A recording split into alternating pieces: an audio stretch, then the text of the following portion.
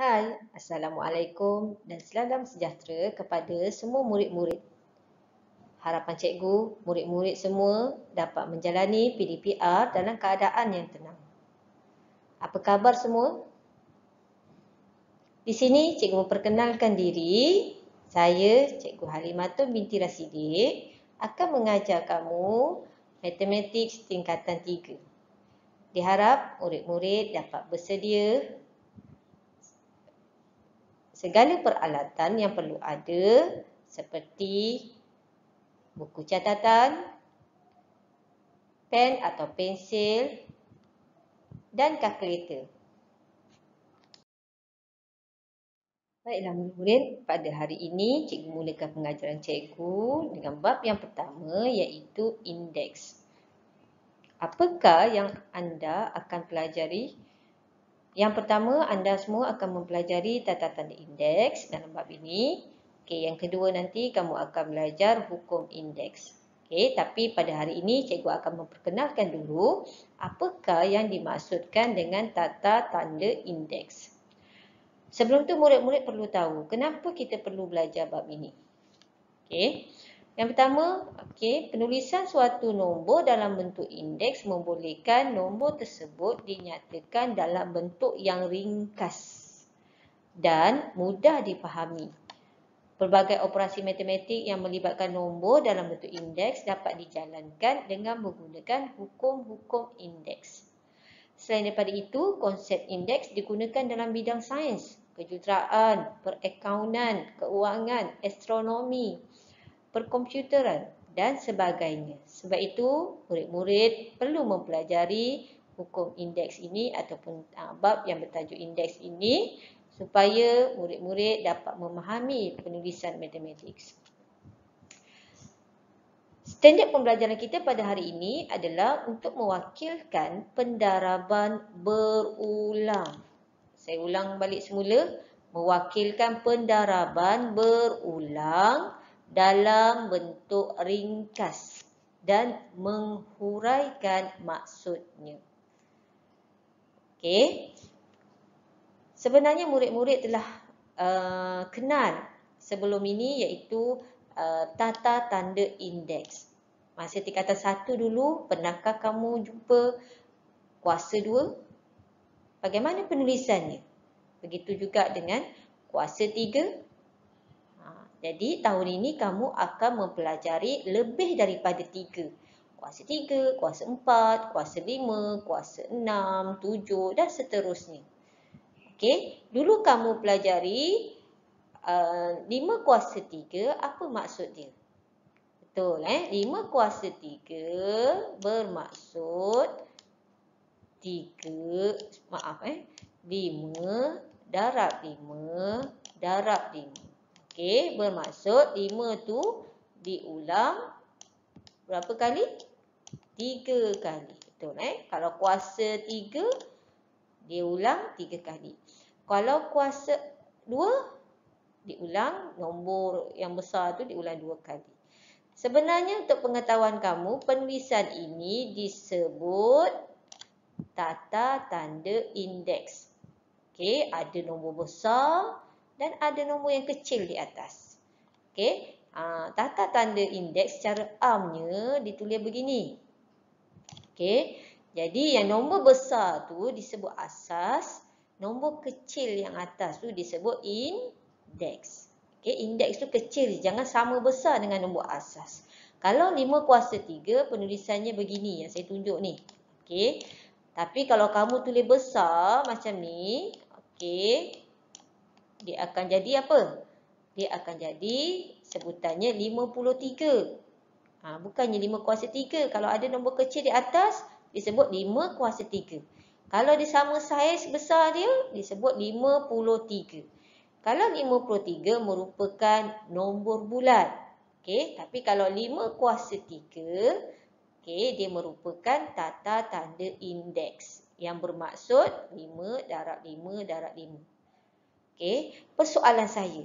Kalau ditulis 1 kuasa 4, apakah maksud 1 kuasa 4?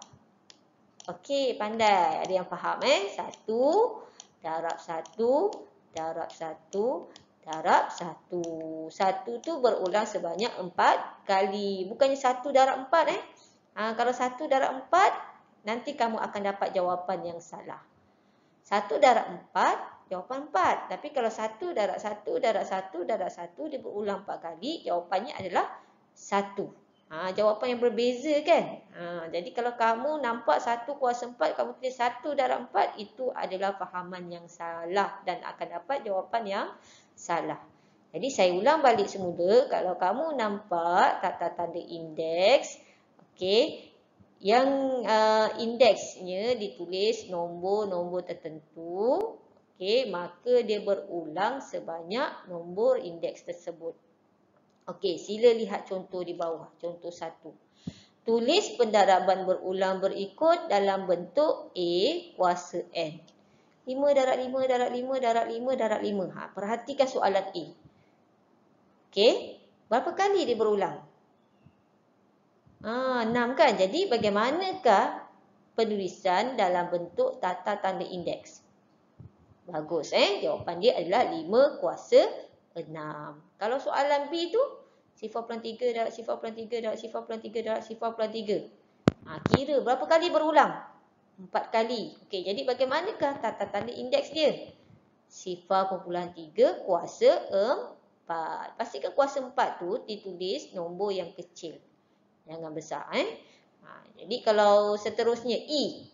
Soalan E, persoalan saya. Kira M darab M darab M darab M darab M darab M darab M. Berapakah M tu berulang?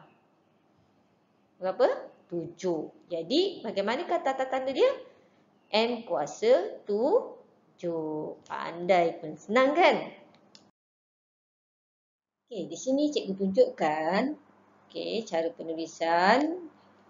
Bagaimana penulisan pendaraban berulang boleh diringkaskan dalam bentuk tata tanda indeks.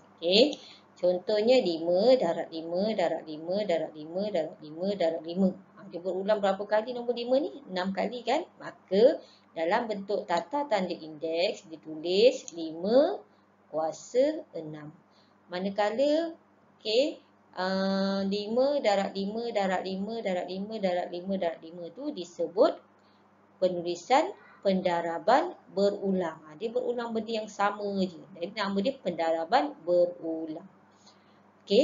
Apa yang cikgu nak tegaskan di sini adalah penulisan bila melibatkan tanda negatif atau pecahan. Sila lihat soalan C. Kalau soalan C, ditulis pendaraban berulang negatif 2, darab negatif 2, darab negatif 2, dikurungkan setiap bahagian tu. Dikurungkan, ditunjukkan, tujuan dikurungkan adalah nak membezakan antara simbol operasi darab dengan tanda negatif. Jadi dalam kurungan ni semua negatif 2, negatif 2, negatif 2, maka dalam bentuk tata tanda indeks ditulis negatif 2 kuasa 3. Persoalan cikgu. Sekiranya dituliskan begini,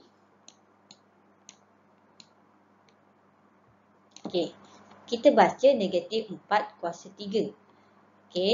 Kalau cikgu tulis begini, kita baca juga negatif 4 kuasa 3. Tapi ada sedikit perbezaan dengan cara penulisan pendaraban berulang. Kalau negatif 4 kuasa 3 bermaksud negatif 4 darab 3.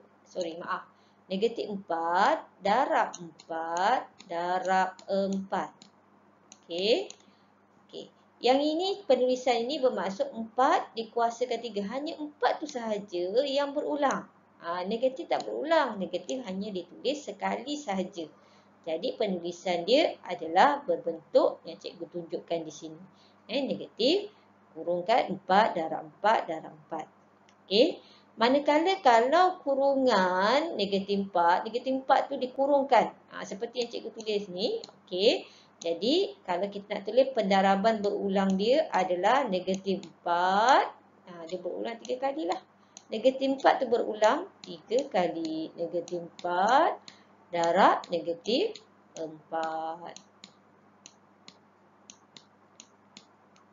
Okey. Jadi penulisan yang ini depan ni nak kurung boleh tak kurung boleh. Yang tengah ni wajib kurung sebab nak membezakan antara operasi darab dengan tanda tanda negatif. Okey. Jadi kalau negatif 4 tu dikurungkan, cara penulisan dia negatif 4 darab negatif 4 darab negatif 4 dikurungkan. Okey. Jadi begitu juga dengan soalan D. Soalan D adalah pecahan. Okey. Pecahan 1/4. Okey. Kalau 1/4 dikurungkan kuasa 3 seperti ini. Okey. Penulisan pendaraban berulang dia adalah 1/4 darab 1/4 darab 1/4 darab 1/4 darab 1/4. Dia berulang 5 kali. Tapi bagaimana cara penulisan yang tidak mempunyai kurungan? Contoh cikgu tunjukkan di sini 1/4 kuasa 4. Okey, kalau kita baca 1 kuasa 4/4. Okey, yang ini maksud dia hanya satu sahaja yang kuasa 4.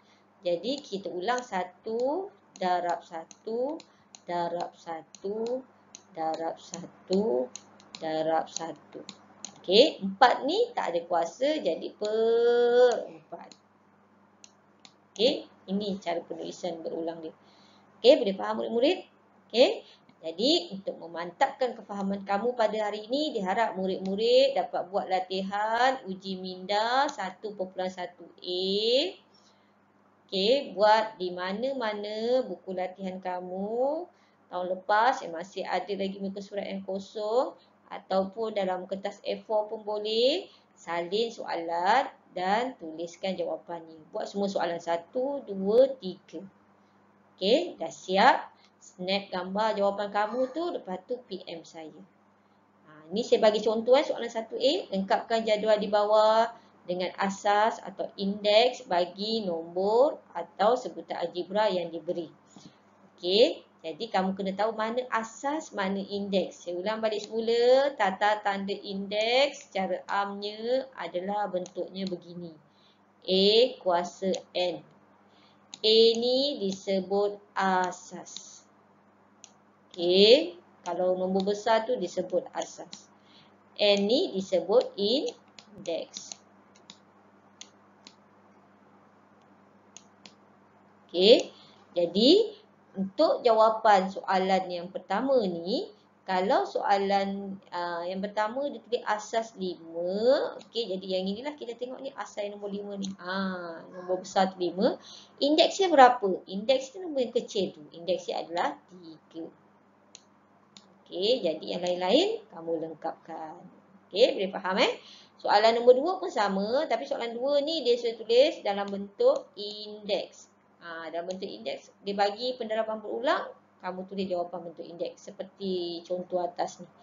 Okey, soalan 3 dia bagi dalam bentuk pendaraban dalam bentuk tata tanda indeks, kamu beri jawapan dalam bentuk pendaraban berulang. Senang je, tak sampai 15 minit kamu boleh siap.